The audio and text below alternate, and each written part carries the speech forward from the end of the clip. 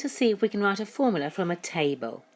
First of all, you check on the table. X is going 1, 2, 3, 4, 5. So X's values are going up in ones. Let's see what happens to the Y value.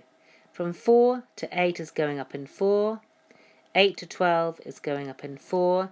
12 to 16 is going up in 4. As it's going up in 4s, that means that we're going to end with a linear pattern or a straight line pattern. And if you go up in 4s, you basically got the 4 times table. If we recreate the table here, we can see, have we actually just got the 4 times table?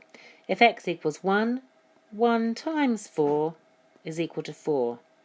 2 times 4 is equal to 8. 3 times 4 is equal to 12. And actually, our y value is simply the 4 times table. To come up with the formula, we're saying that we take the x value, we times it by 4, and we end up with the y value. When we're writing our formulas and using algebra, we don't need to write the times sign, and usually we put the number before any letter that's being multiplied.